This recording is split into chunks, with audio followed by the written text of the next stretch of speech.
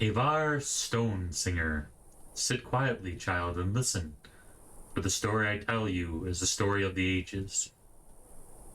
But what is it, grandfather? It is a story of heroes and beasts. The grandfather looked patiently at the child, for he was growing into a fine boy. Soon he would see the value in the stories, the lessons that were taught to each generation. Just listen, child, let the story take root in your heart. In a time before now, long before now, when the Skald were new, and there was peace in the land, the sun was hot and the crops grew long, and the people were happy in the peace that the Allmaker provided. But the Skald grew complacent and lazy, and they took for granted the lands and all the gifts the Allmaker had given them. They forgot or chose to not to remember that the adversary is always watching, and that he delights in tormenting the Allmaker and his chosen people. And so it was that the adversary came to be among the Skald. The adversary has many aspects. He appears in the unholy beasts and in the incurable plague. At the end of seasons, we will know him as Tag, the world devourer, but in these ages, he came to be known as the greedy man.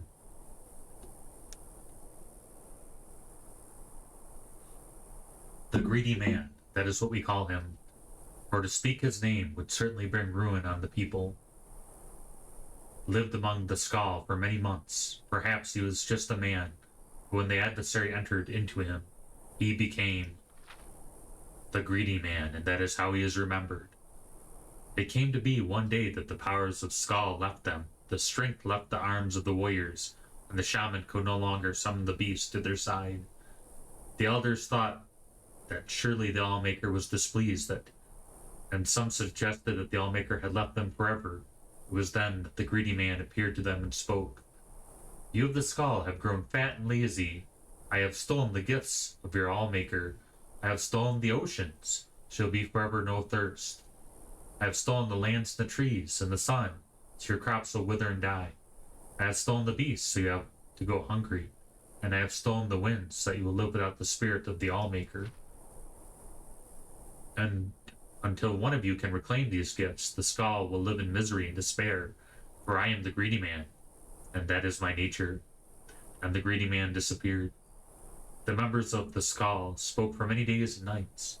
They knew that one of them must retrieve the gifts of the Allmaker, but they could not decide who it should be. I cannot go, said the elder, for us must stay and lead the Skald and tell our people what is the law. I cannot go, said the warrior, for I must protect the Skald. My sword will be needed in case the greedy man reappears. I cannot go, said the shaman, for the people need my wisdom. I must read the portents and offer my knowledge. It was then that a young man called Aevar lifted his voice. He was strong of arm and fleet of foot, although he was not yet a warrior of Skald. I will go, said Aevar, and the Skald laughed. Hear me out, the boy continued. I am not yet a warrior, so my sword will not be needed. I cannot read the portents, so the people will not seek my counsel, and I am young, and not yet wise in the ways of the law. And I will retrieve the gifts of the Allmaker from the greedy man. If I cannot, I will not be missed. The Skald thought on this briefly and decided to let Aevar go. He left the village the next morning to retrieve the gifts. Aevar first set out to retrieve the gift of water, so he traveled to the Water Stone. It was there the Allmaker first spoke to him. Travel west to the sea and follow the swimmer to the waters of life. So Aevar walked to the edge of the ocean. There was the swimmer, a black worker, sent from the Allmaker. The swimmer dove into the waters and swam very far, far again. Aevar was strong.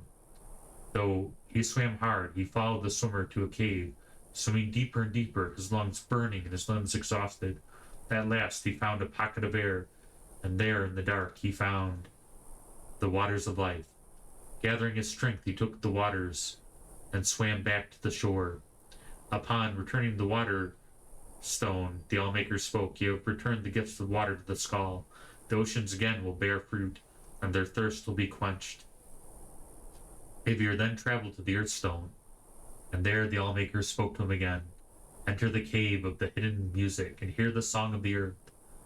So Aevar traveled north and east to the cave of hidden music. He found himself in a large cavern where the rocks hung from the ceilings and grew from the ground itself. He listened there and heard the song of the earth, but it was faint. Grabbing his mace, he struck the rocks on the floor, in time with the song, and the song grew louder until it filled the cavern in his heart. Then he returned to the Earth Stone.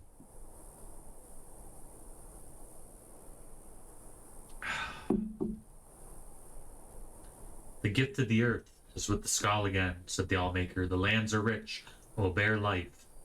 Aevar was tired, as the sun burned him. The trees offered no shade, and there was no wind to cool him. Still, he traveled on to the Beast Rock, and the Allmaker spoke.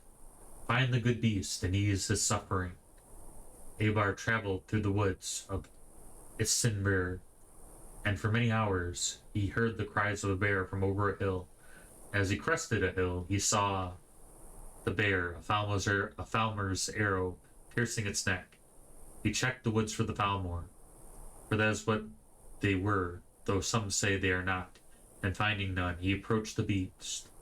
He spoke soothing words and came upon it slowly, saying, "Good beast, I mean you no harm. The Allmaker has sent me to ease your suffering." Hearing these words, the bear ceased his struggles and laid his head at Aevar's feet. Aevar grasped the arrow and pulled it from the bear's neck. Using the little nature magic he knew, Aevar tended the wound, though it took the last bit of his strength. As the bear's wound closed, Aevar slept. When he woke, the bear stood over him, and the remains of a number of the Falmor were strewn about. He knew the good beast had protected him during the night. He traveled back to the Beast Rock, and the bear by his side. The Allmaker spoke to him again. "You have returned the gift of the beasts. Once again, the good beasts will feed on Skull when they are hungry, clothe them when they are cold, and protect them in times of need." Aevar's strength had returned, so he traveled on to the Tree Stone. Though the good beast did not follow him, when he arrived, the Allfather spoke to him. "The first trees are gone, it must be replanted. Find the seed, and plant the first tree." Aevar traveled again through the Hirstein forest, searching for the seeds of the first tree, but he could find none. Then he spoke to the tree spirits, the living trees. They told him the seeds had been stolen by one of the Falmor, that they are the servants of the adversary, and the Falmor was hiding them deep in the forest so that none would ever find them. Aevar traveled to the deepest part of the forest, and there he found the evil Falmor, surrounded by the lesser tree spirits, and Aevar could see that the spirits were in his thrall, that he had used the magic of the seeds and spoken their secret name. Aevar knew he could not stand against such a force, and that he must retrieve the seeds in secret. Aevar reached into his pouch and drew out his flint. Gathering leaves, he started a small fire outside the clearing where the Falmor and the ensorcelled spirits milled. All the Skull knows the spirits' hatred of fires. The fires ravage the trees they serve. At once the nature of the spirits took hold, and they rushed to quell the flames. During the commotion, Aevar snuck behind the Falmor and snatched the pouch of seeds, stealing away before the evil being knew they were gone. When Aevar returned to the tree stone, he planted the tree in the ground, and the Allmaker spoke to him. "The gift of trees is restored. Once again, the trees and the plants will bloom and grow and provide nourishment and shade." Aevar was tired. The sun would only burn, and the winds would not yet cool him. But he rested briefly in the shade of the trees. His legs were weary and his eyes heavy, but he continued on, traveling to the Sunstone. Again the Allmaker spoke.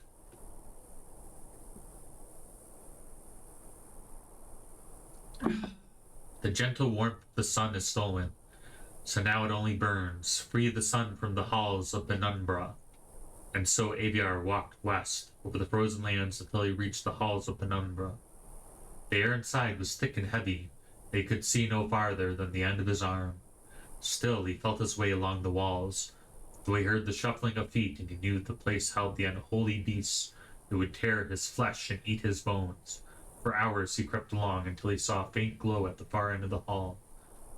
There, from behind a sheet of perfect ice, came a glow, so bright he had to shut his eyes, lest they be forever blinded.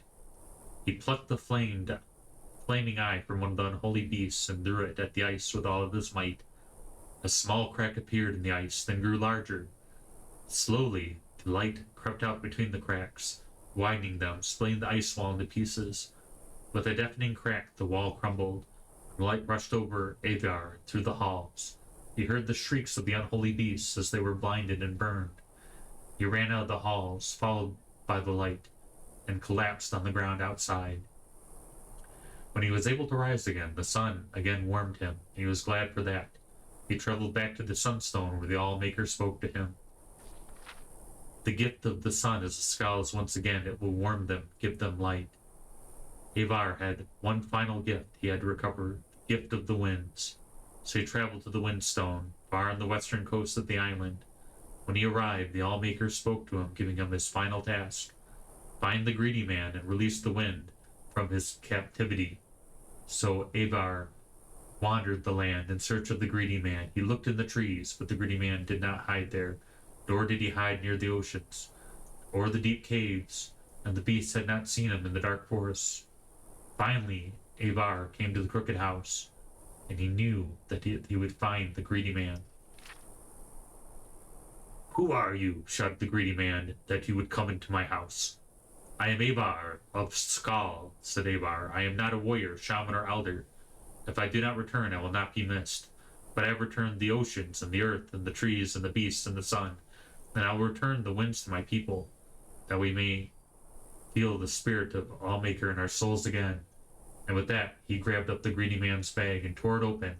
The winds rushed out with a gale force, sweeping the greedy man up and carrying him off.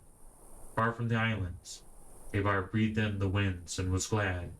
He walked back to the Windstone, where the All-Maker spoke to him a final time. "You have done well, Aevar. You, the least of the Skal, have returned my gifts to them. The greedy man is gone for now, and should not trouble your people again in your lifetime. Your All-Maker is pleased. Go now and live according to your nature." And Aevar started back to the Skal village. "And then what happened, grandfather?" "What do you mean, child? He went home." "No, when he returned to the village," the child continued. "Was he made a warrior or taught the ways of the shaman? Did he leave the Skal in the battle? I do not know." "That is where the story ends," said the grandfather. "But that is not the ending. That's not how stories end." The old man laughed and got up from his chair. "Is it not?"